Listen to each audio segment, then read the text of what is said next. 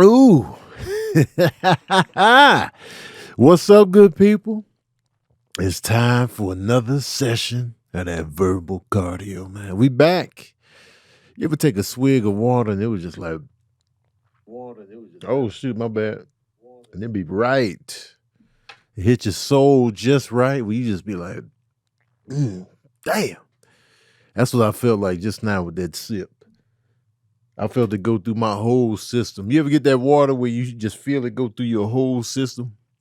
You feel your body reacting to it. It's just like, man, you feel it going down. That's the beauty of that water, man. Make sure y'all drinking it. Water is everything, man. Everything else is secondary.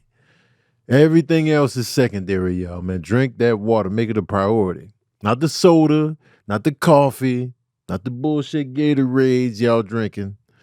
All the extra fancy shenanigans and all that going on. Get you some regular water. Yeah, you can drink the other stuff, the coconut waters and all that, but just get some regular water up in your system too. You know what I'm saying? Don't be listening to the horse shit. People, you know you can drink too much water now. You know some people got water allergies. All right. Whatever, man. It's October. Instagram is tripping. I couldn't go IG live today. I'm sure the patron saints are happy about that because y'all always be like, cut them off. So this episode is probably right up your alley because it's like, yeah, man, they cut off.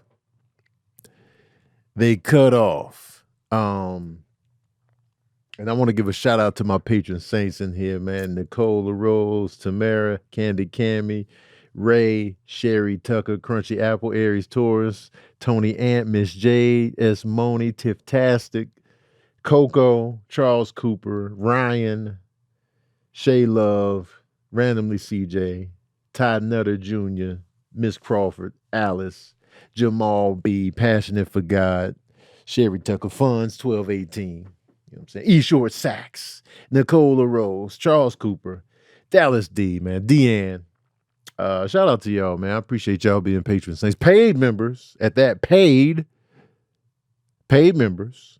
You know, Mish, Matt Owens, Gladys Diaz, Zakia.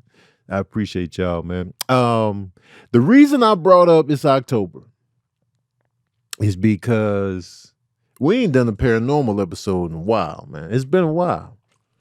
It's been a while since we did a paranormal joint. And it's October. I feel like we've been letting the month slip on past. We watched something scary the other night in the movie night.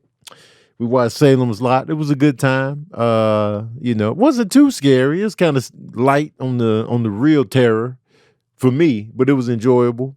I gave it a solid 3 saxophones out of 5. It was a good time. It was October, And I know horror and scary stuff is not everybody's cup of tea.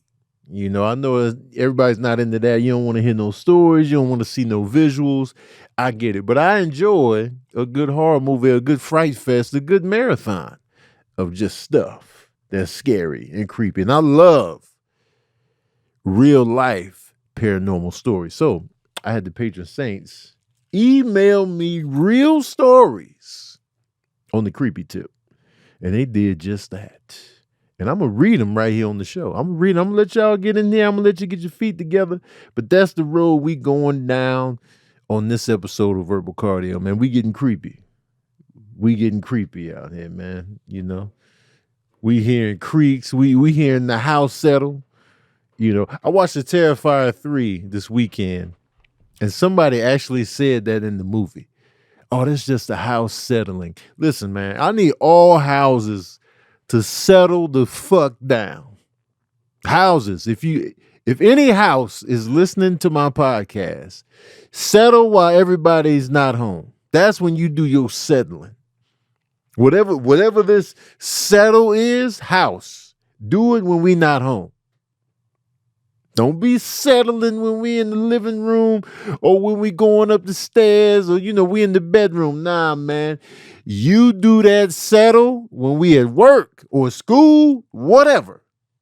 Stop settling when we vulnerable. And damn sure, don't settle when we in the shower. Please don't be settling when we in the shower. I don't want to hear the attic creaking while we in the shower. We butt ass naked and we vulnerable. Don't do that. Whatever the hell that is. We lathered, man. We lathered up. We are vulnerable, man. That's the scariest thing is when you hear noise when you in the shower. You in mid-shower. You're not ready. You're not ready. You ain't got no weapons in there. You butt ass naked. You lathered up. You're wet. You're slippery. So even if you do got to run, you're going to slip and slide. You're going to break your neck trying to escape. Twist your ankle. Tear your ACL. Slide in. Then when you go down for the count, you butt ass naked down for the count. That's another thing you got to do. You butt ass naked down for the count.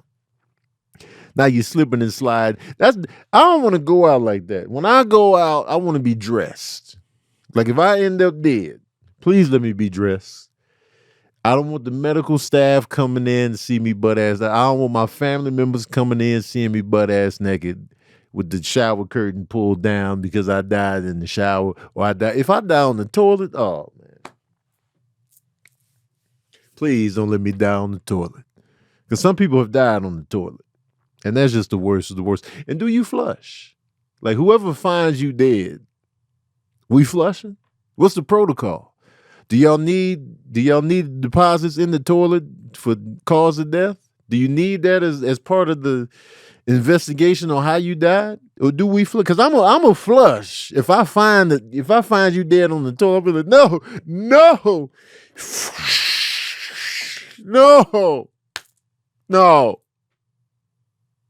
I'm a flush just on the strength. But I don't know what the protocol is when you find somebody dead on the toilet. My first order of business is that flush. And then they'll be like, no.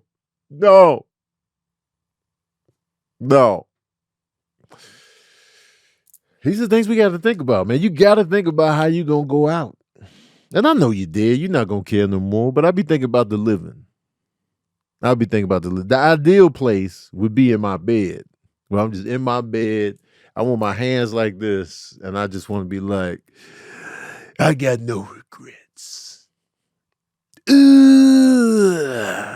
Like this. That's ideal. Or if I'm even laying on my side and you find me like that, like, Tony?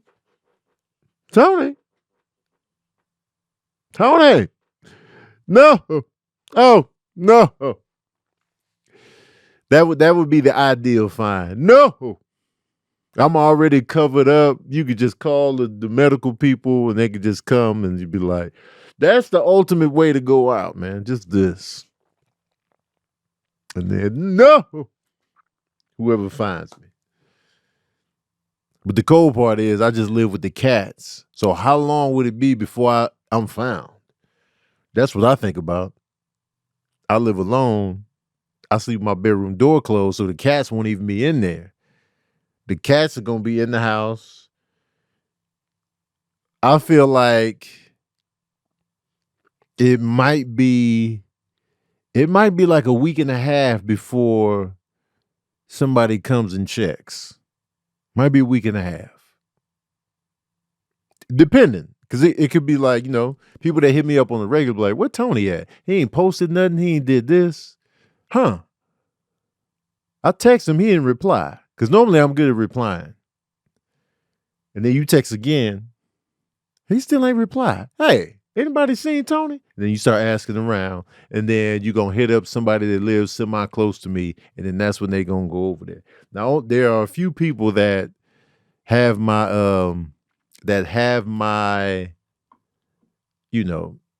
house code. So that's Janelle, Keenan, Sincere, and Kiana, who's my friend / real estate person, because they've watched the cast before. So those 4 people might be able to go over and see what's going on. So I think in a few days, somebody will probably come over. Because if you haven't seen me post and then I'm not responding to your text, that should be a red flag. Because I'm very responsive. So people be like, hey man, somebody go over there and see what's Tony, see if he alive.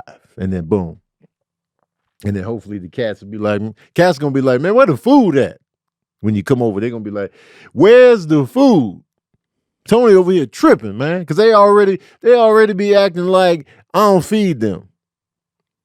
It's been hours. They be on my neck, man. Meow, meow, meow. I was like, bro, y'all need to stop acting like I don't feed y'all. You got me looking bad in these pet owner streets. You out here screaming bloody murder, scrambling, running over there to the food dish. Like, man, relax. You just ate, especially midnight. He be doing the most. I'd be like, bro, stop acting like I don't feed you on the regular basis. Relax, man. I got you. He got that twang on his meow. He got that I'll be like, man, hush, man. You got plenty of food. We got the dry, we got the wet. I need you to relax. Damn. And I'm hungry, man. I'm hungry too. You don't see me tripping, man. I'm hungry as well. I take my sweet time. I wait. I sit. I order my food. At Mendocino Farms, I get my salad. I sit in the corner. I don't be pressing them. I don't be behind the counter rubbing their legs. I just wait. I'll be like, oh, all right. I put my order in. I'll go sit in the corner quietly. I'm not out here talking to them. I'm not hovering as they prepare the stuff, watching them. Hell no. And since we're on a paranormal episode today, where are the animal ghosts? The pets, the dead pets. Do they come back? Do they come back to the litter box? Do you hear the food dish rattle? Wait a minute. Hey, did you hear the food dish? Do you hear meows in the night? Yang? Yang, midnight? Is that you? Is that you? I feel like, do pets come back to visit the living? I want to know. The ghost, exactly, Crunchy Apple, the ghostly pause. Is that a thing? I want to know, man. Because we've all lost, us pet owners, we've all lost a pet or two. You know what I'm saying? We're not out here getting tortoises and parrots. We out here outliving our pets. I lost Fluffy, Shadow, you know what I'm saying? Misty. What was her name? Cece. Kiki ran away, but I feel like she gone. Keena, Martin. You know, so many pets of Lady, Champagne.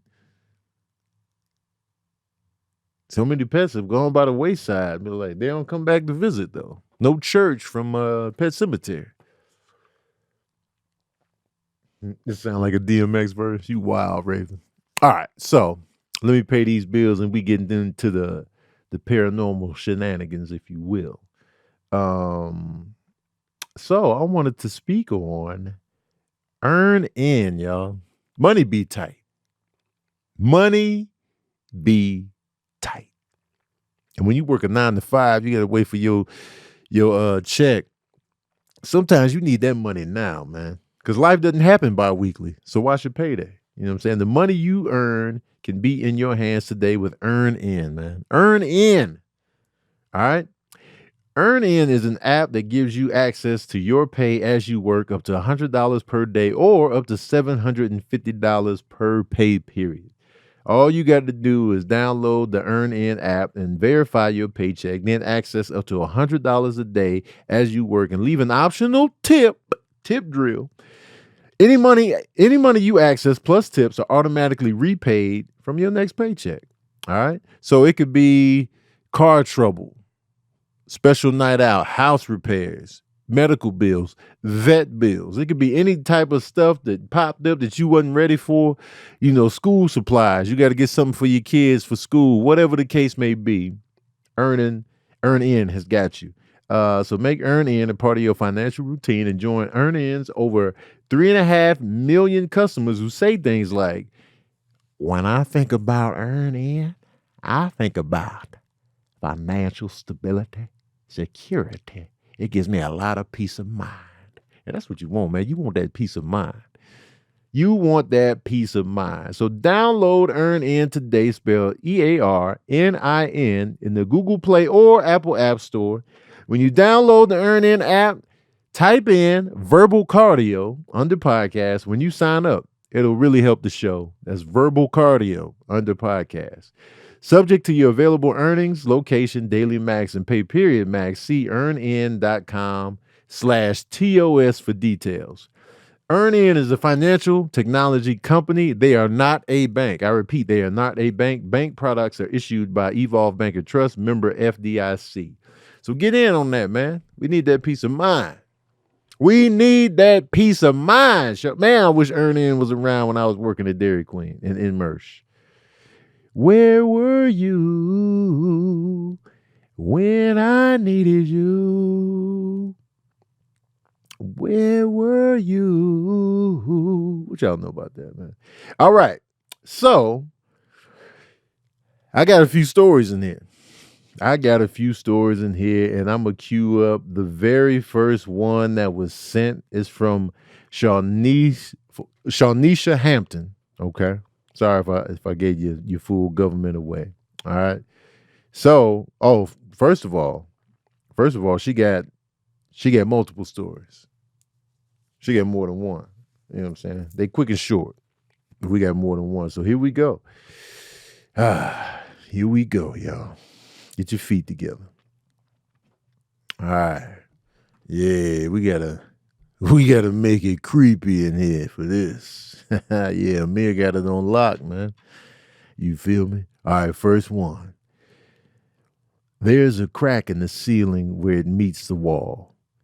A few times there was a light shining through the crack. No one was in the attic or even home with me. It was nighttime. I asked, "What do you want?" And the light blinked out like somebody blew out a candle or turned off a flashlight.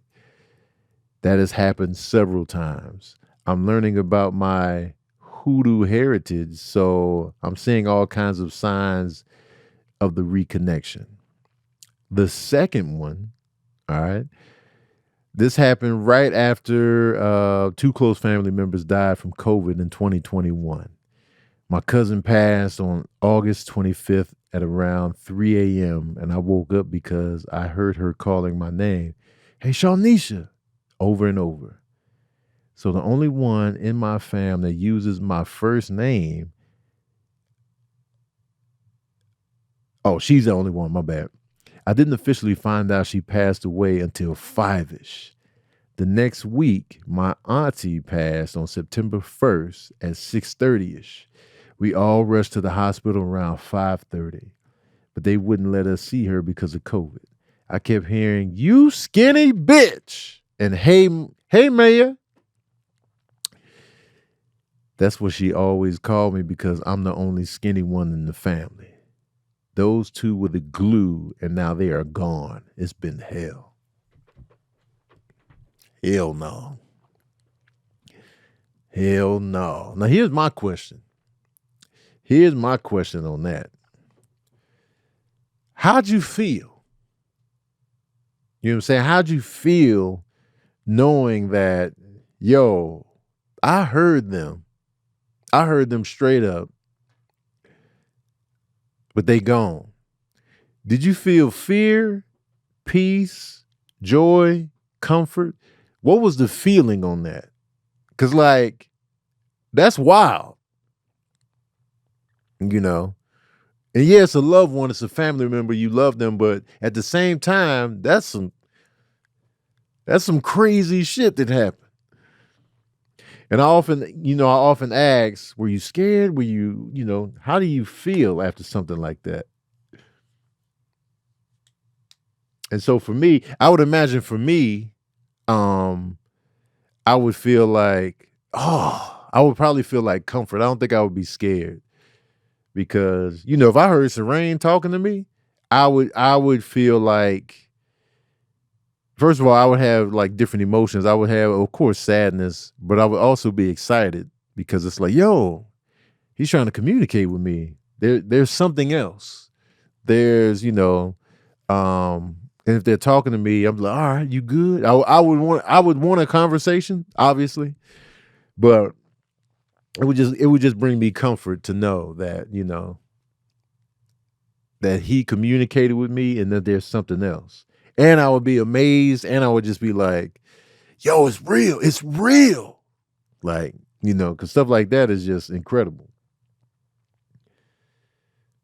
You can't always trust those voices because it might not be them. Now we're getting scary, Gladys. Gladys Diaz said, but you can't always trust those voices because it might not be them. See, now I'm scared right now because, you know, they say like, they say the demons come as someone you might recognize or as a loved one to lure you in.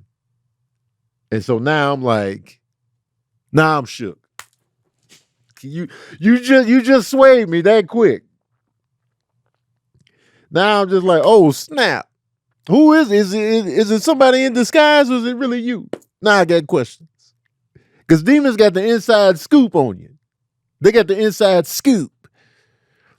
And they treacherous and they sneaky and they, you know what I'm saying? They're gonna do whatever they got to do to get ahead in the afterlife. So I guess it is, y'all are saying it's based on the feelings more so than anything else. Wow. Gotta ask a secret question to see if they legit. That's true. But what if demons got the full scoop? They know about the nicknames and the secret stories and remember that one time? Yeah, the password was this. I'm like, oh, okay. I don't know. All right, let's go to another story, man. Let's go to another story from Janine or Janine Cannon. I hope I said it right. This story short and sweet. All right, here we go. All right. Back in the late 90s, I looked up in midday and I saw a round light object bouncing/flying around in the sky, and then it just disappeared. The movements were unlike anything that was possible with our aircrafts.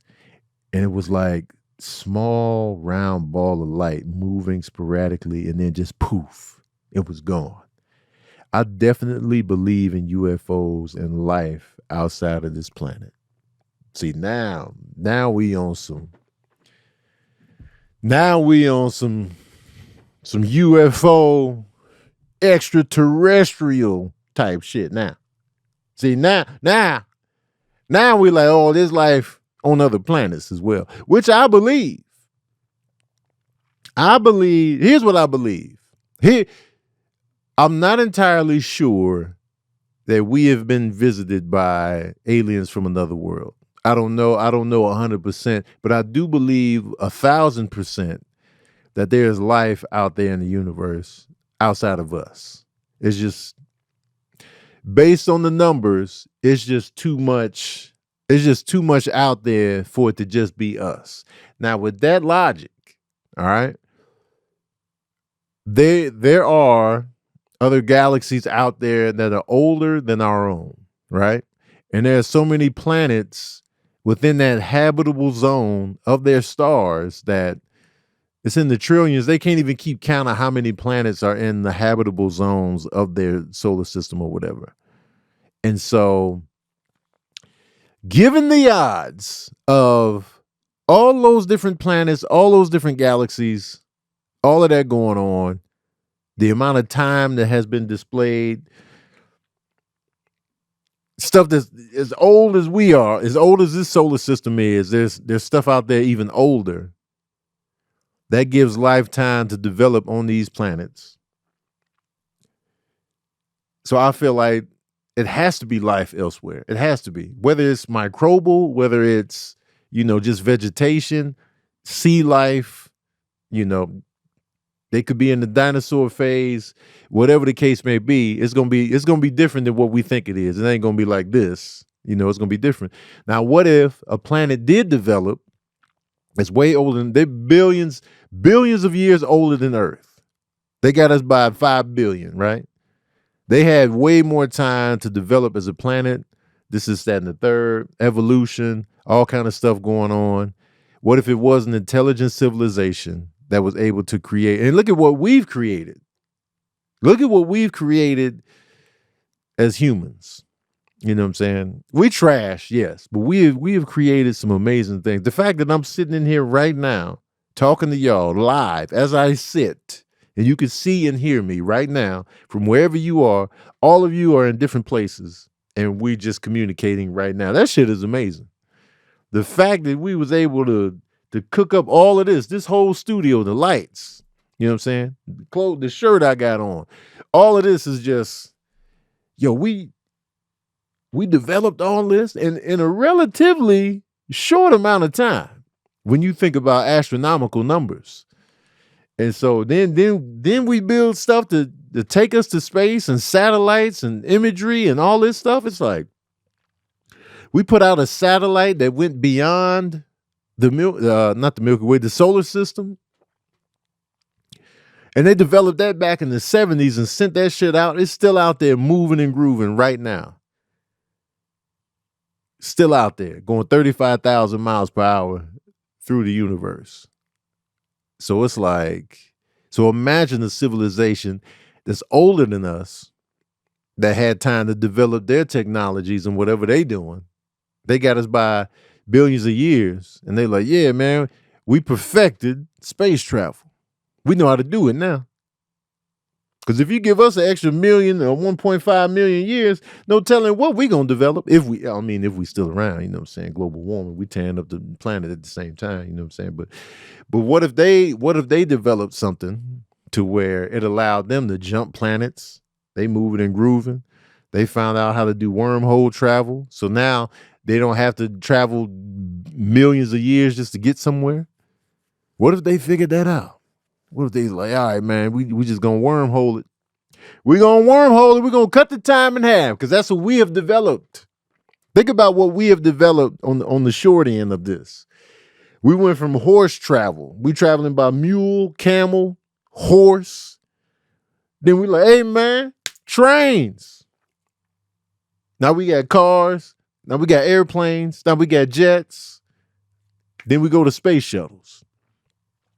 What if this civilization was like, yeah, we're going through all that. We're going through all that. Now we're traveling in space. How can we figure out how to get to other galaxies quicker without having to travel for 700,000 years to get to the nearest such and such? So I feel like for alien life to have visited us, they would have to have learned how to shorten the distance and get here. And even if they did have something to do with the pyramids, like conspiracy theorists think, that means, you know, they were here thousands of years ago to establish the pyramids, and then, you know, so they've been visiting us for that long, going back and forth. And what civilization is this? And have we been visited by multiple civilizations? Is it like aliens from different worlds, like coming through, like, man, we've been picking up y'all radio signal, so we pulled up. And they be like, oots, oots, oots, oots. Yeah, we heard your radio signal. That's why we here, you know what I'm saying? Yeah, we figured that y'all still in regular space shuttles? That's crazy, man. So y'all don't know how to shorten the distance, you see. Because you know they're going to be cocky with the info. You know people get cocky when they more intelligent than you. Oh, y'all still traveling like this? It's going to take you 9 months to get to Mars? Man, that shit crazy. We've been on that type shit, man. It's gonna take y'all 9 months to get to Mars. Man, y'all doing it wrong. We've been out here, you know, cutting the time in half. You know what I'm saying? It's all about the wormholes, you see? You gotta use the wormhole. Well, how we use the wormholes? Yeah, you'll figure it out. We out. Gone. And so they're just throwing it in our face. Anyway. That's a whole nother topic for a whole nother podcast, man. We getting back into the paranormal stories. All right, here we go.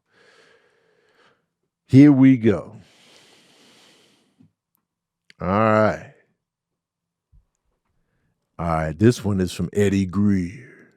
You know what I'm saying? Shout out to Eddie Greer. Hey, Tony. My name is Eddie MC No Hammer. That's his name on here. And here's my paranormal story. I was maybe no older than 10 years old, and my father and I were leaving my grandmother's house. Near her house was a large cemetery that everyone gets buried at. It was pretty late at night, so of course it was dark. We out there and the cemetery was closed. As my father was driving by, I saw this young girl standing inside the closed entryway gate into the cemetery. She looked like she could have been in her 20s with transparent, pale skin, dark blonde hair, with what looked like a flowy white gown. I started yelling at my dad, asking, "Do you see that girl inside the cemetery gate?" He thought I was tripping, asking, What are you talking about? I turned and looked back at her in the passenger seat as we passed by, and she was gone. It wasn't scary, but the trippy part about it was that it was like she knew I was going to look in that direction right at that moment, and she looked like she was at peace and tranquil, just looking at cars pass by on the road. I will never forget that and always wondered, was I the only person that saw her? That's my story.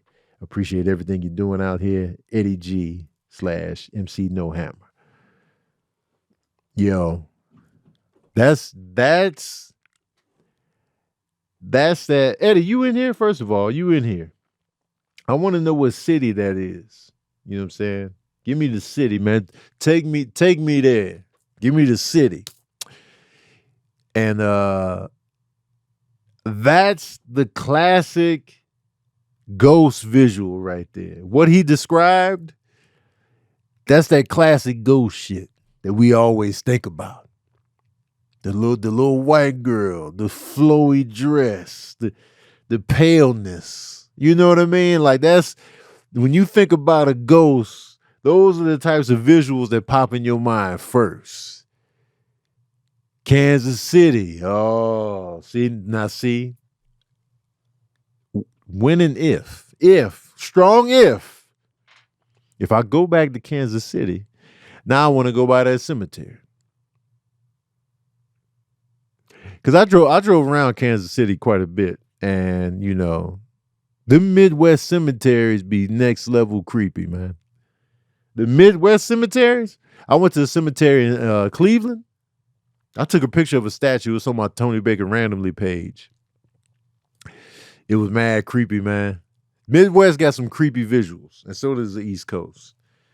But that story right there was like the perfect like ghost visual of just like what you imagine, like seeing a ghost at the cemetery at the gate.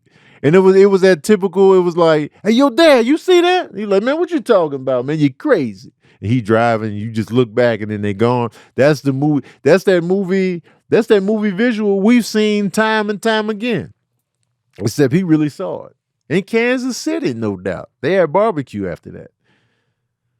That's crazy. All right, we going to another story. Boom.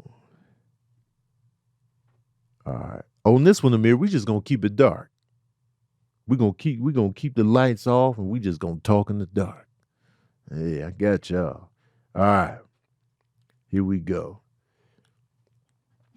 This is from Brenda Ford. Shout out to Brenda Ford. You know what I'm saying?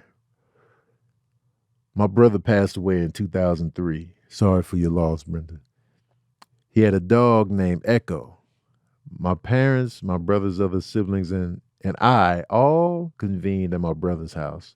For 2 nights at 6 p.m., Echo barked at the coat closet. On night number 2, Echo started barking, and my mother said in a loud voice, "Frank, leave Echo alone." He didn't bark at the closet after that. Another story involving my brother. Frank's ex-girlfriend's daughter has 2 sons. The oldest might have been 3 years old at the time. One day he asked, "Mom, who is Sunshine?" His mother turned pale and froze. That was the name my brother called her, and no one knew that, especially her 3-year-old. Thanks for reading. I might miss the live, but I'll always watch. Brenda Ford. Yo, that's crazy right there, because it's like, first of all, I don't know why he was messing with Echo. Like, Echo was like, "Hey, man, Get out the closet, man. I know you dead, man. Stop playing, man. Because animals know. I feel like animals have a connection to the earth, the world, and what's going on. And I feel like they got a connection to spirits as well. So the dog was like, "Hey, he in the closet messing with me." And the fact that Frank was just like, "All right, I'm gonna chill." But Frank busy out here. He communicating. Then he talking to the daughters as well. Frank out here. All right. This next story is from Crystal Jordan. All right. Shout out to Crystal Jordan, aka Cyan. I appreciate you. All right. Hi, Tony. I actually have a few. All right. All of us have the ability to sense things from the other side. Some are more sensitive and connected than others, but we all have it. I have the ability to sense loved ones who have passed, use my intuition to guide me, and most recently, my precognition has been on point. I have learned to use it to help others and myself. Now to the stories / experiences, her experiences. 1, I was on my way to a retreat in Sedona, Arizona, traveling with 2 other women. We decided to stop at a restaurant for a glass of wine. As we sat there enjoying our drinks, I saw a man who looked like Mr. Clean standing next to my friend with his hands on her shoulder. I asked her if her father or grandfather had passed away, and she said, "Yes, my grandfather." I asked if he was tall and bald. She said he was short with a head full of hair. After some time, she shared that she recently attended a dinner for her father-in-law to celebrate his birthday. She started to show us pictures on her phone of the event. As I scrolled through the pictures, I saw the man I had previously seen standing next to her. I pointed him out, letting her know, "This is who I saw." To my surprise, he was alive and well. I started to doubt my abilities, thinking my spidey senses were off. We attended the 3-day retreat as usual. The morning after returning home, I received a text from my friend stating that during the time we were at the restaurant, her father-in-law had a heart attack, and it was around the exact time I saw him standing next to her.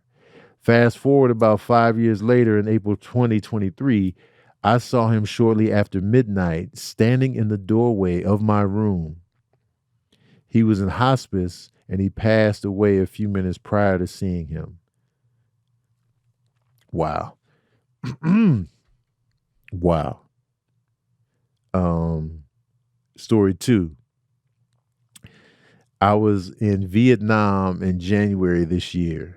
One of the hotels I stayed at had a lot of activity. As soon as I pulled up, I noticed that when they handed me my room key, I knew. The first night I slept with the lights on. The second night, they tried to make contact and I ran out of the room with no shoes and just my purse. I went back with my friend to get my things and slept in her room that night. I did not stick around to see what they wanted. It was a good feeling. The majority of the time I encountered Casper the Friendly Ghost. This was not that. Because of these experiences, I do not watch scary movies. Laugh out loud. I have many more, but I will leave you with those. Crystal, keep these stories coming. The fact that you have this ability and you are in tune with this kind of stuff, keep the stories coming. I want to know. I would watch your series. If you had a series about all your experiences, I want to know. And the thing is, like with the bald older gentleman, so he had just had a heart attack that first time, but he survived. And then when he actually passed away, that's when he was in your doorway. Let me know on that. And how you be feeling? Like, do you feel, since you're in here in the chat right now, when he was standing in the doorway, how did you feel in that moment? Like, is it like not scared, but the one in Vietnam scared me because it was because to me, like from the outside looking in, I don't have these abilities like you do, of course, but I would immediately be scared because somebody's standing there, and I'm just like, oh, but I feel like I feel like there must be like an energy that when a spirit does visit you, they emit like a feeling of calmness, of like it has to be a warm energy that they emit for us to not freak out in that moment. Or like, like you did in the hotel, you got the hell out of Dodge because the energy was off. And so I feel like it's amazing that, because I feel like once we pass, we're energy.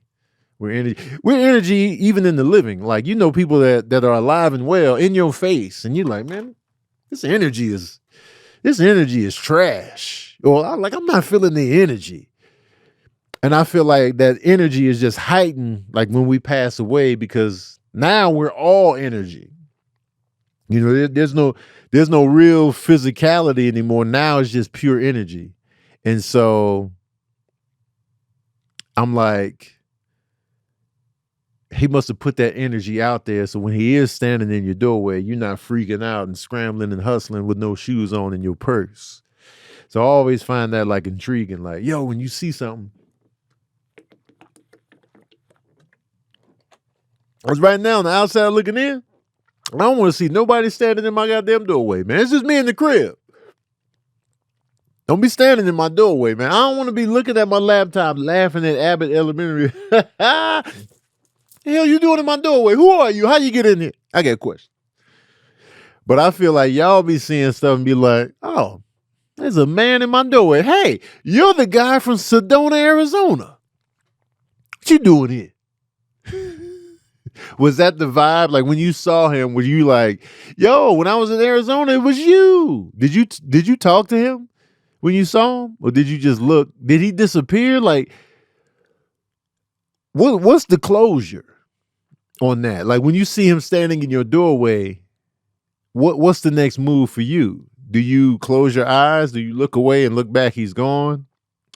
Do you try to make verbal contact? Like, what's the move?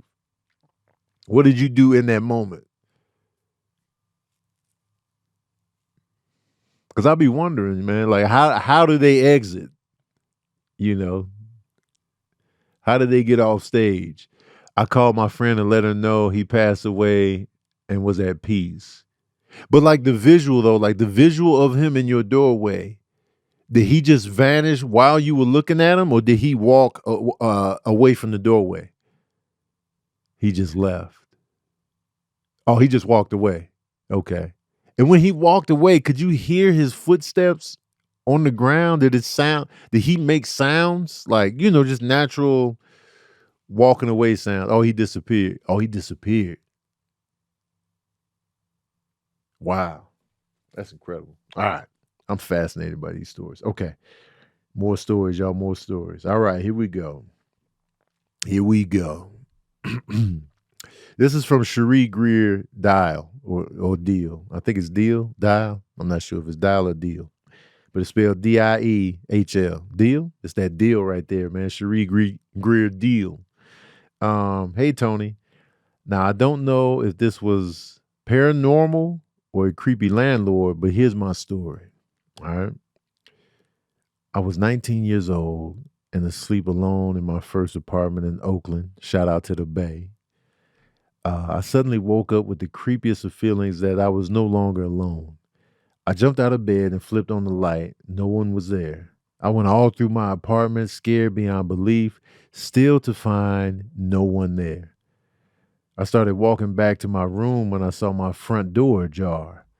I wasn't waiting around to figure anything else out. I threw on some clothes and immediately left. Now, this is the type of time I'm on right here. I feel you 100%, Cherie. All right. The thing is, there were only 4 apartments in this building, 2 downstairs and 2 upstairs, and the unit downstairs for me was empty. The landlord was in the other downstairs unit, and there was just me and another female neighbor occupying the 2 units upstairs. Landlord John was a pervy old man who watched Benny Hill all day, giving off weird vibes. If you know Benny Hill, man, that's Benny Hill. That's a great reference. All right. I could usually hear him enter the building because he was mad heavy-footed. So I would have heard him coming up the stairs in the middle of the night. So since there were no footsteps or sounds of my door being unlocked and open, could it have been him or was it paranormal? This story, over 30 years later, still gives me the creeps. What do you think? This is tough because, you know, there are creepy individuals out here who like to watch and pray and be voyeurs of women out here just living their lives. So the fact that he was already a creepy old man, pervy McGee, watching Benny Hill all day, that's just like, was he peeping on you?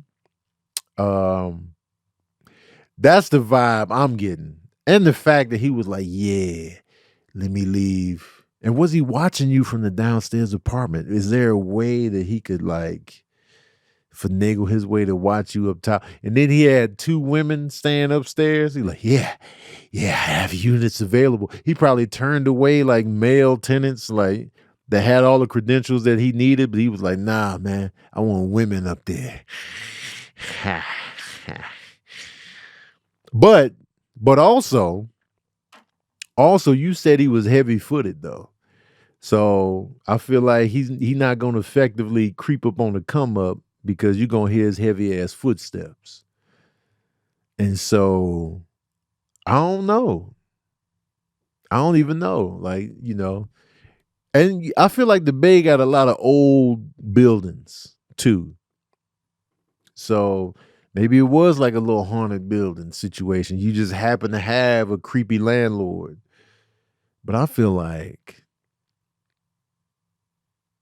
the landlord was in on this. I don't trust him. I don't trust this landlord, man. I don't trust him one bit. I'm like, yeah, you up to no good down here watching Benny Hill. And not saying that Benny Hill was a perv or a creep like that. But if you're not familiar with Benny Hill, he always had the ladies on there. So it's like, Benny Hill, you say? And he could have been walking heavy as a smokescreen. M. Hollis said that could be true also. I don't trust the landlord. That's what I'm going with. I'm going to go landlord first, paranormal second. Thank you for that story, though, man. I appreciate you. All right. This story is from Eric Short. Oh, he got some things to say. This is E. Short Sax, man. Shout out to E. Short. He in the building right now, as a matter of fact. He got some stories up in here. All right. What up, Tony, man? This is E. Short Sax. I am black, and all of the people in this are black. He just wanted to set the record straight off the top. This was my first encounter with a demon one-on-one. Oh shit, dog. We about to get into it. This was back around 2009 while I was in college. My wife, who was my girlfriend at the time, and I were volunteering at this church youth camp for 4 days in the summer. So this one little boy, he was probably around 7, 8, started wilding out and being disruptive. So I separated him from the group and walked with him from the barn where they were playing games. This was a farm-like estate with a barn to the front of the house. He was still mouthing off, so I had him do some push-ups, and then I took him in the house because it was getting hot outside. And this is the end of June in Virginia humidity. I'm already feeling the temperature. I'm already sweating right now.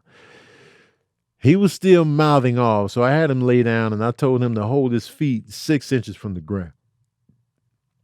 At this point, there were other adults, the cooks for the house, and looked to be mid-age. They were commenting, he's gonna be right now.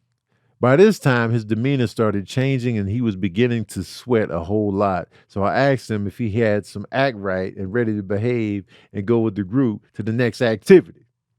He didn't answer. I repeated it, and his face shifted a little, but I chalked it up to, me seeing things because I was hot. I said, come on, let's go and learn about God. He's still laying on his back, legs on the floor when I said this. And the little boy said, fuck you, fuck y'all, and F God. I'm not going to say He said, F God, because he ain't about nothing anyway. Snarled at me and tried to bite me. His body started moving similarly to a snake, and he kept trying to bite me because I had my right hand on his head. By this time, the cooks who all dipped, was like, nah, this ain't for me. So the cooks ran. So me being a 19-year-old alone with this demon-possessed kid in the church camp, and I remember what my great-grandmother told me. If I came into contact with a demon, she died a month or two after this, she said, don't be afraid, or at least don't show you're afraid because it'll get to you. So I placed my left hand on his stomach, right hand still on his head, and I started praying and hiding the fact that I was terrified. By this time, another volunteer, it was only like 3 of us volunteers. She was the oldest, about 23, 24, to my 19, and my girlfriend's 20. Saw me struggling to keep him down and say, oh no, mama. Her mom and dad were the leaders of this camp, and they came in and helped me and the little boy, and they came to help me and the little boy and got that demon spirit out of him. When it was all said and done, I held him down by myself for about 7 minutes, and it felt like I was trying to push a car uphill. Not lying. I had no idea that spirits could be strong like that, because this was like an 8-year-old boy weighing 70 to 80 pounds. I don't know the average weight of a 3rd grader, but he was average size, and I was struggling with him. Going back to when I was by myself, I can't tell all the movements he was doing with his mouth, but it was like his jaw opened dumb wide, and he was deformed as well, as his eyes and head were like different. When I saw that, I was terrified. But something like that, I'll pray for you. And then that's when he started screaming, wiggling more, which is why the 23, 24-year-old volunteer came around, because of the noises. The whole thing was about 25 minutes. And as a result, it's hard for me to see scary movies and be afraid. I've never had a tongue like my wrist and arm before, nor did I know tongues. Oh, okay. So I've never seen a tongue like that, and nor did I know tongues could be that long. Little dude was cool afterwards, and we ain't have any problems the rest of our time. I went up to the cooks, mainly the dude who looked like mid-40s or so and was fit, and I was like, bruh, you ain't want to help me? He was the one saying those are great exercises / punishments for little dude to get the rest of the staff. He said I was, until he started slithering around. I have hands for people, not demons. That cook was like, nah, man, you got it. You got this. Hell no. Do y'all feel the cook? I mean, not everybody built for tackling demons, man. Not everybody has the wordplay from the Bible to combat these demon kids. That's a crazy story, Sax. So you basically Constantine up in here, man. You stood your ground. Because a lot of people would have ran. And then the fact that you thought about your grandmother's words a month before she passed, by the way, sorry for your loss. And that was the tool that you needed to stand firm and stay in there. Even though you were scared, you was like, nah, man, Constantine. So you might have saved that little boy's life and soul and not even realize it. I mean, you might realize it, but you stayed there with that kid. Because I don't know, man. I might have been out. I might have been smooth out. I'd have left that whole retreat. I'd have left everybody behind. My girlfriend too. Like, where'd Tony go? Gone. I'm out. Dunzo. All right. This story is from my friend Ivana. Now she came to Tony, the Ball Brothers show last night. So I talked to her after the show. She said she had some stories. And it took everything within me not to ask her about the stories. But I was like, I'm going to wait for tomorrow. So now I'm like, all right, now I'm in now. Okay, here we go. When I was little, I used to see my grandmother. She died before I was born, okay? So when I'd be at my grandmother's house, her mom, she would sit on the end of the bed and talk to my cousin and I. I used to think it was a dream until I was talking about this dream, and my cousin said she remembers the same thing. She had on white and had long black hair. We used to call her Sandy, which is not my grandma's name. That's my mom's name, by the way. Um, in the same house, there was a squeaky step, so one would always know when anyone came home. Years before the encounter with my cousin and I, my aunt was sleeping at the house. She heard the step creak and saw someone standing in the bedroom doorway as they were looking in on her. She assumed my great grandmother had gotten home from work and was checking on her. A little while later, Nanny actually came home.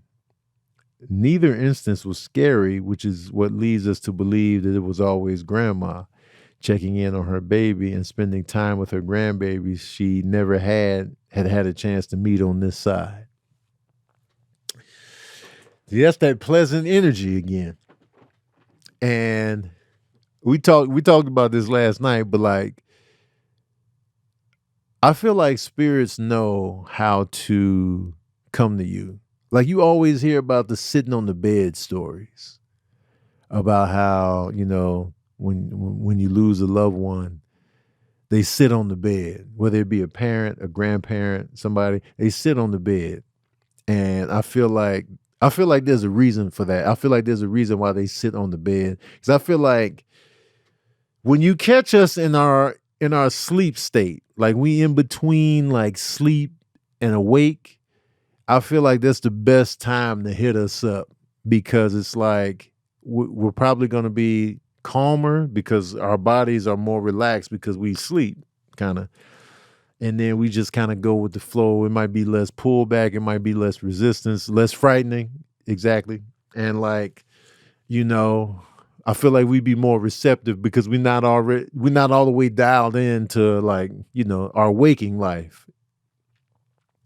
And so we might think it's a dream and then we'll go with the flow. Because a lot of times, if it's not something completely frightening to us, like a giant spider or like, a demon just hopping on the bed willy-nilly, we kind of go with the flow when we're in our sleep state. We just be like, we be talking, we be doing, we just, because our dreams be wild sometimes. Oh, it's a Pegasus in my living room. And we just accept it.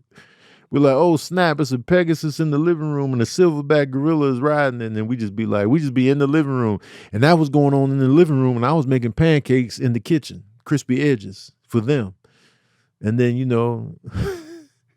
and then I looked up and I had no ceiling on the roof. It was just all sky and the sky was Skittles. And we just accept all of that.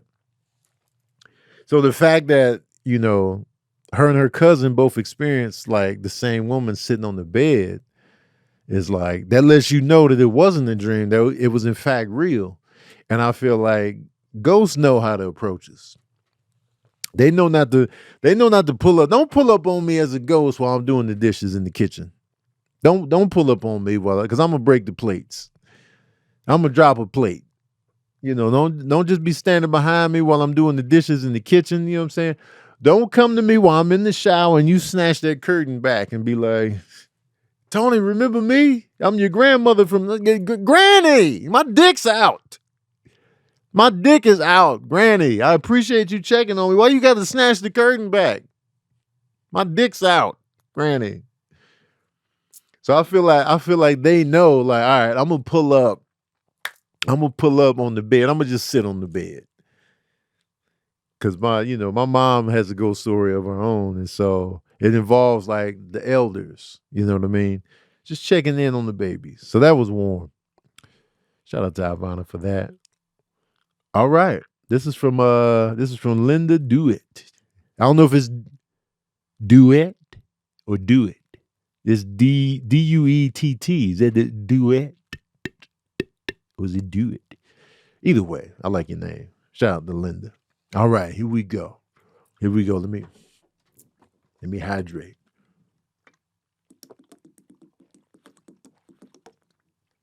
Ooh. All right. Hey, Tony. My name is Linda, and I'm from Cincinnati, Ohio. First of all, You want to talk about haunted visuals? You go to Cincinnati. You hear me? Go to Cincinnati. You gonna get the old school architecture, the old man. Let me tell you something about Cincinnati, man. Cincinnati is big haunted, so I'm already in. All right. Here in Cincy, we have the Cincinnati Music Hall, which has been known forever to be haunted. I've been in the music hall many times over the years, and I've never seen anything, felt anything, or heard anything until about 10 years ago. I went to see a production of Ida. The first half of the show was great, but I was wiggling in my seat because I had to go to the bathroom. When intermission came, I shot up out of there so I could beat the crowd, which I did. However, my joy of not having to wait in line vanished when I opened the door and turned the corner. It was empty except for the very last stall, which showed someone in a deep black Victorian type dress and boots. For some reason, my brain said, get the hell out of there. But my bladder said, girl, go to the bathroom. So I went into the first stall. I was in there for less than a minute before someone else came in. It was two ladies. They came in laughing and talking, and I could see their shoes as they passed by the stall I was in. Then they both suddenly went quiet, and I heard them each close their stall doors. I wondered if they saw it too. I came out and went to wash my hands. I was too scared to look back at the stall, so I looked at it through the mirror. There was nothing there, empty. I turned around and looked and only saw those two women that came in. I have never washed my hands so fast. I got up out of there. I watched the second half of Ida, but I kept trying to make it make sense. I never saw or heard anyone walk past my door except for those two ladies, and no one in the production was dressed like that. They wouldn't be using the bathroom in the lobby anyway. I don't know what I saw, but I know it made me feel uneasy the moment I saw it. I haven't been back to the music hall since. Now, I'm not familiar what the play Ida is about. I don't know if it's set back in those Victorian times. I don't know nothing about Ida. So the fact that there was a woman in the restroom on the Victorian tip is crazy. Now, if indeed Ida is set in that Victorian era, maybe it could have been like an extra or like a stagehand or a understudy. Aida. Oh, that's how you say it? Oh, it's set in ancient Egypt? Oh. It's set in ancient Egypt? If y'all telling me it's set in ancient Egypt, then you saw a ghost, shorty. You saw a ghost. If it indeed is set in ancient Egypt, which I didn't expect. Oh yeah. Oh yeah. That was a ghost. That was a ghost. But I love the fact that you still peed. I love the fact that you was like, it's probably a ghost in here, but I'm gonna get this piss. I'm gonna pee. I'm gonna pee. Do what you got to do on the haunted tip. Do what you got to do, but I'm gonna pee. So if you come through the stalls, I'm gonna be like, no. Excuse me, just 1 second. No, don't come in here. Hold on, ghost. I'm still peeing. No, hold on. I'm gonna run in a second, but I gotta get this pee out. No, but I'm still peeing. Because I mean, you know what I'm saying? You got to pee. When nature calls, you got to answer. You got to answer. Thank you for sharing that story, Linda. That's crazy. Go back to the music hall, though, man. Don't let one Victorian ghost punk you out of going to the music hall, man. The music hall is a good time, man. You need a great night of entertainment, man. Don't let the ghost punk you out of your living. All right, here we go. This story is from M. Hollis. All right. Hey, Big Tone. This is one of your original patron saints, M. Hollis, the Spaniard 23 on IG. _Spaniard 23 on IG. Here's my paranormal story. When the whole eastern seaboard went out of power and I was at work, we had to go around in the dark to check out the doors. Me and my coworker, who was on my left, were looking out a door when I heard and felt solid footsteps going into the darkness to my right. I turned to him and he was looking in the same direction. I asked him if it was him. He said, nah. He asked me. I said, nah. We both said, nah. I closed and locked that door and we ran up out of there. Never went back up there again. You have a good one, big dog. Nah. Now, see, that is the epitome of what a real life horror movie is going to be. That right there is the real life horror movie. It's going to be short, sweet, no investigation. Nah. That's it. Out. Never went back up there again. The movie is over, directed by James Wan. Done. Out. M. Hollis was out of there. I don't blame you. I don't blame you, man. We ain't got time to be investigating nothing. Get the hell up out of there, Shorty. That's gonna be the name of my movie, man. Let's get the fuck up out of here, Shorty. Rated R, man. Rated R. Okay, this next story. Thanks for that story, M. Hollis, man. I appreciate you. Thanks for rocking with me after all this time. This is from Annette Rogers. All right. Tony, you're my favorite comedian. Thank you, first of all. She said very favorite. Thank you. Okay, on with the story. My youngest son and my nephew were born after my father passed away. I'm sorry for your loss, Annette, first of all.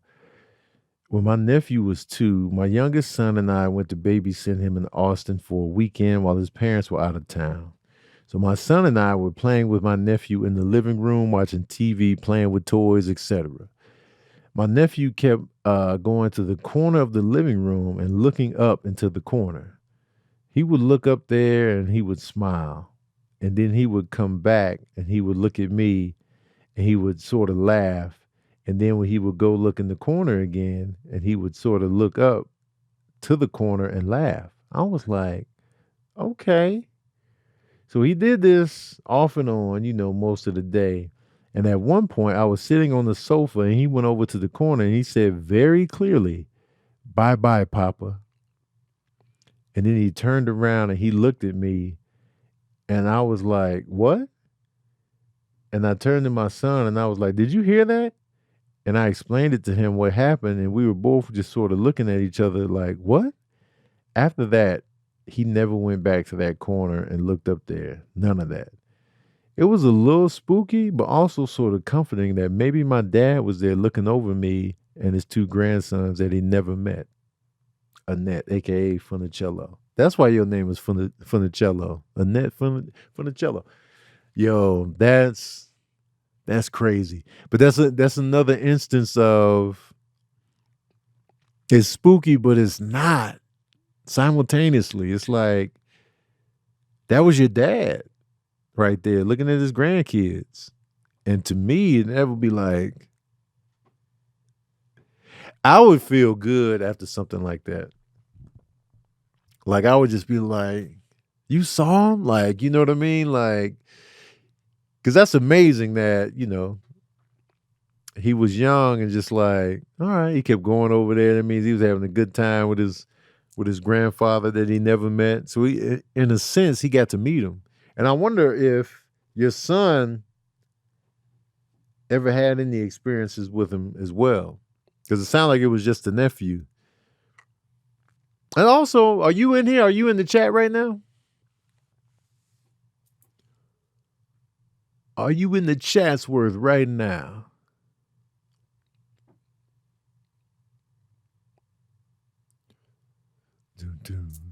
I don't know if she's in here. Because I wonder, like, and you can answer this in the comment section if you're not in here right now, but like, I wonder, did he die in that house? Because I wonder if he died there in Austin at the house. I'm curious. That's a great story. All right, we're going to a story from HT. HT sent the story. Hey, Tony. I went through a lot of trauma when my mom passed away a few years ago. I'm sorry for your loss, first of all. A few years ago, and when I got together, I noticed that her TV would go on and off by itself. Especially when I was going through some form of illness, it would really go on and off a lot. Talking with my older cousin, we came to the conclusion that it was my mom. But when I told my sister, she came by one day and unplugged the TV because she wanted to stop it. God bless. I can do all things through Christ Jesus who strengthens me. So you think your mom was trying to communicate through the TV set? We on some poltergeist type stuff now. And they say there's an electrical component or relationship with the paranormal.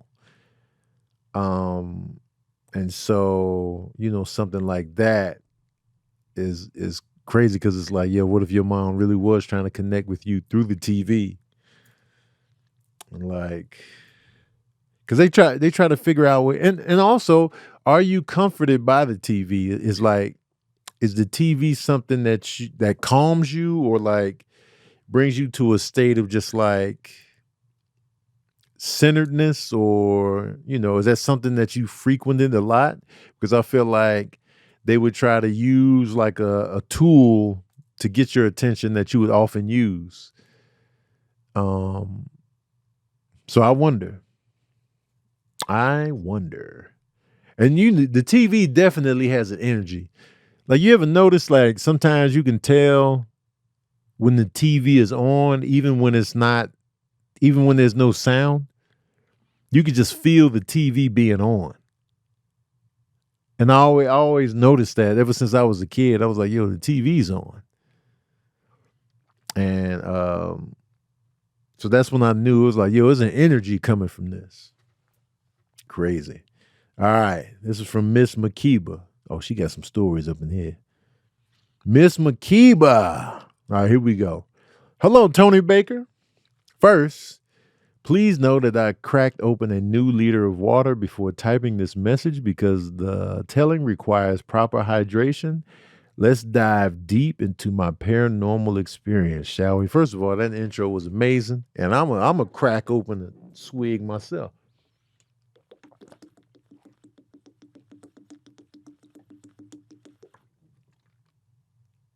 Ooh. All right. Here we go. I often hear what's happening around me as a slight echo, but not in a Sunshine Anderson kind of way.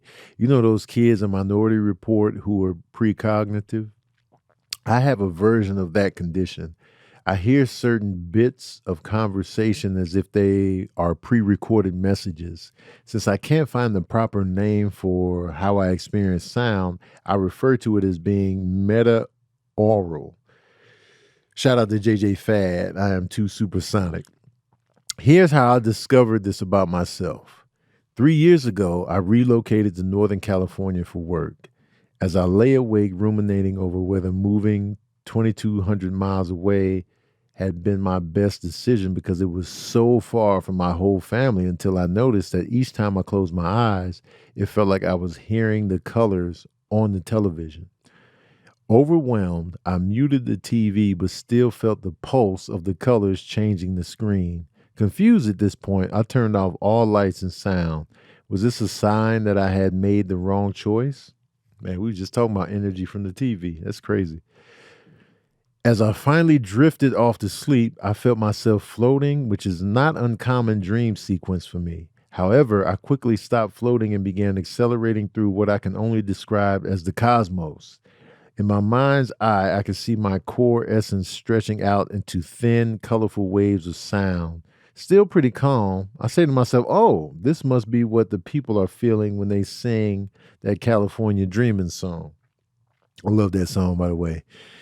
Then I felt more than saw my daddy cross my astral path. Here's why I should tell you that my daddy passed away in 2017, nearly 5 years to the day before the events I'm describing. So my daddy crossed paths with me and my brain felt like a rocket launched me through time and space. Next, my auntie, who worked for the same agency that had just relocated me for my job, crossed. She passed in 2018. Instead of freaking out, I realized they're both in their moment to let me know, even though I'm physically far from the family is spiritually wherever I am. Tone. As soon as that thought connected in my brain, I became part of the frequencies I was seeing as light and lifted a warp speed to see my grandmother face to face, who, if you guess she passed in 2007, go buy 2 lotto tickets right now, today. Sidebar, the whole experience helped me understand why I could never smoke the weed with the homies in college. Can you imagine me high while this was happening? Anyway, shortly after this, people at the job started transferring out or quitting pretty rapidly, and I get promoted within 5 months of the move. Onward and upward, right? Elevation. If not for my family reaching out to me the way that they did, I would have definitely been among the quitting or transferring crew. Instead, I'm out here living lavish and easing into year 3 as the dust has finally settled. Thank you for taking the time to read this Mandarin message and reflection. Shout out to the patron saints. Meandering, that's what I meant to say. My bad. Yo, that's crazy. And it was like your family showed up right on time. And the fact that you had like an experience, like I equate your experience of like floating through time and space and like probably colors and like, that California dream. And that song always gives me visuals anyway. But it kind of reminded me of when I tried DMT. And when I tried DMT, I went on a journey through like a portal of just like light and like colors and like, what you would see at like a weed shop or whatever, that type of artwork and stuff like that. And I was just like, yo, this was crazy. That DMT trip was crazy. I was just like, yo, it really felt like I went on a trip, and the visuals were just like, yo, this is where they get these type of visuals from. Like you actually see it with your own brain or whatever. And so I was just like, wow. And so, yeah, that's a great story. And I'm glad you made the decision. And look at you now. Look at you now. Promotion, living lavish.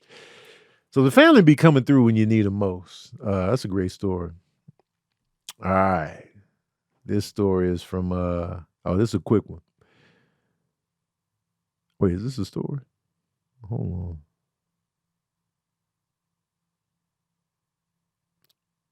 I don't even think this is a story. All right, we're gonna dip out on that. All right, hold on.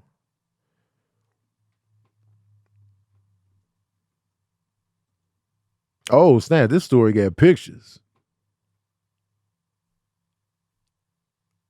The hell? This story got pictures, y'all.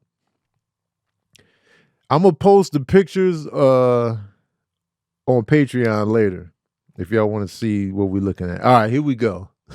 This one got the pictures. Shout out to Ryan Williams, Ryan the Poet. Peace and prosperity. Huge fan of your work and art form. Keep up the awesome work. I have 2 stories of the paranormal. The first one goes as follows. I live in Baltimore and visited the Ford McHenry battlefield. While walking around, I took pictures. Thought nothing of it. While looking through them, I saw something a bit out of the ordinary in the background. And the first photo is clear and a normal picture. However, in the background of the second photo, it looks to be an individual or shadow with a hat. Both pictures were taken simultaneously. Not sure.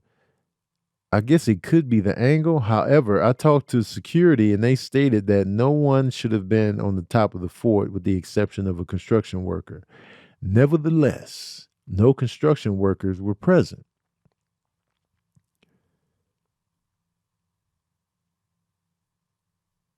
And so, oh wait, hold on. This Zoom in is crazy.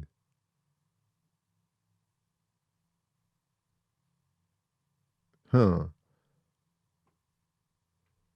The second story goes as follows. I sometimes have sleep paralysis. On this occasion, I was in an apartment alone, and usually I could hear the TV and music playing.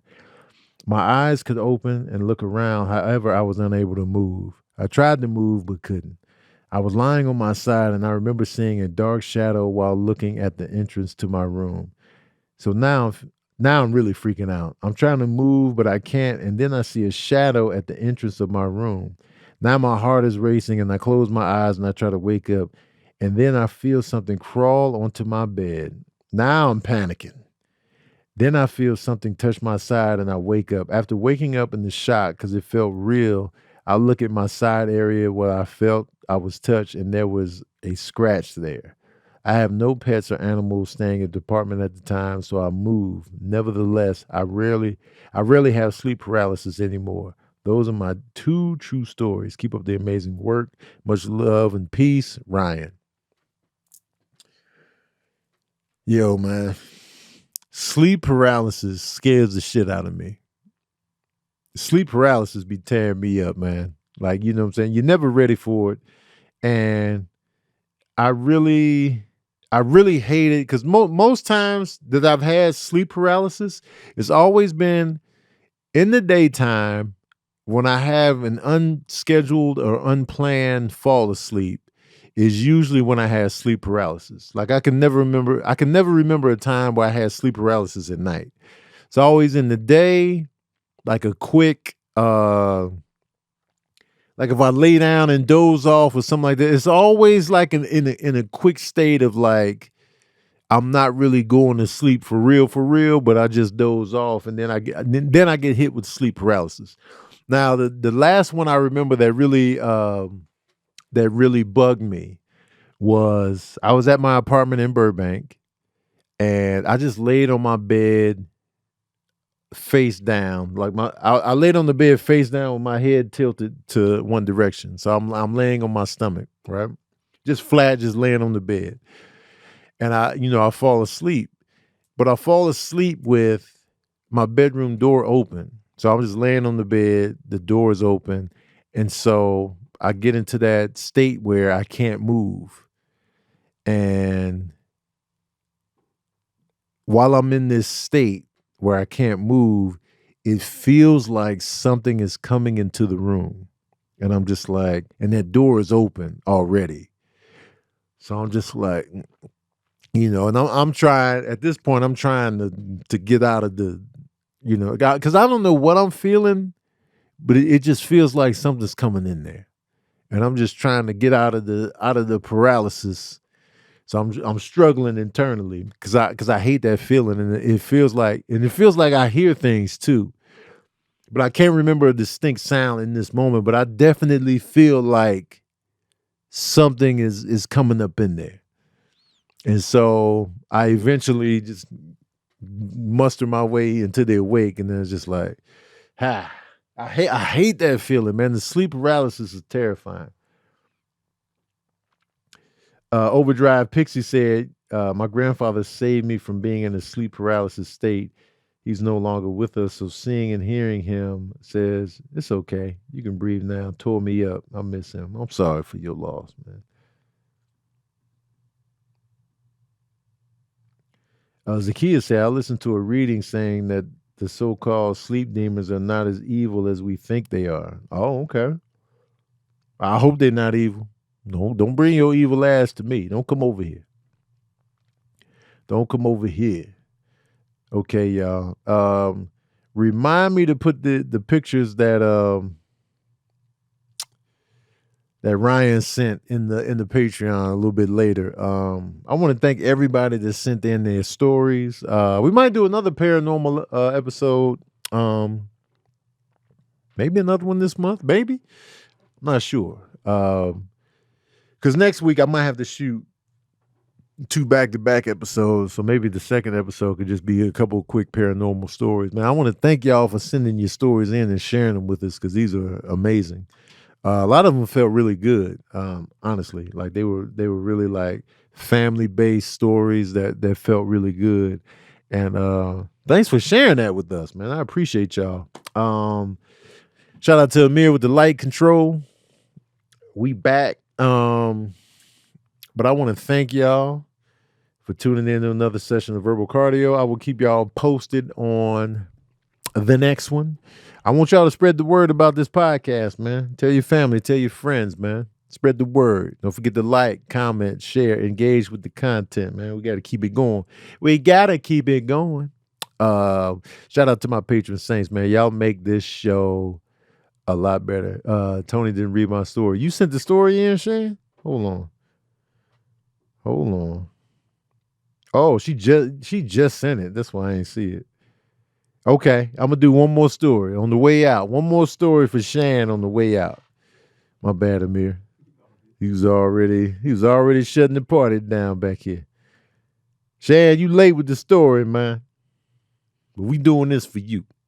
All right, here we go. Hey, Tone, old beautiful bald-headed ass boy. One Easter morning, a long-time friend finally hit the point where they decided they couldn't live life on life's terms anymore. So they pulled out a box cutter, and as soon as I saw it, I kind of knew something was about to pop off. When I reached for the box cutter, they yanked back and sliced through my thumb. Had to get stitched up and everything. When I got cut, I immediately grabbed my thumb to apply pressure. In that moment, I looked them in the eye and they sliced the entire length of my forearm. All I saw was yellow fat inside their arm. Oh, they sliced their forearm. All I saw was yellow fat in their arm and it immediately started bleeding out. I jumped on them, pulled them to the ground and tried to hold the wound closed and apply pressure.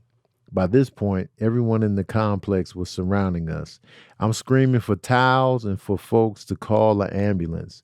Whole time, they're just crying beneath me and saying that they don't feel pain anymore. While this is going on, an older woman stood over me and asked if it would be okay if she prayed over us. I said, sure, that's fine, not thinking anything of it. What I did notice is that she was in a beautiful Easter dress with a huge hat. So the ambulance finally came and they took them to the hospital. The next day, people were checking on me and I was thanking folks. And in thanking people, I was asking if anyone knew the name of the woman that prayed over us. I asked so many people that were right there with me. Nobody ever saw any woman. Nobody ever heard any prayers. I do believe I experienced a ghost that Easter morning. That's crazy. That's crazy right there. And the fact that that ghost knew, let me help y'all out, man. Let me get in on this.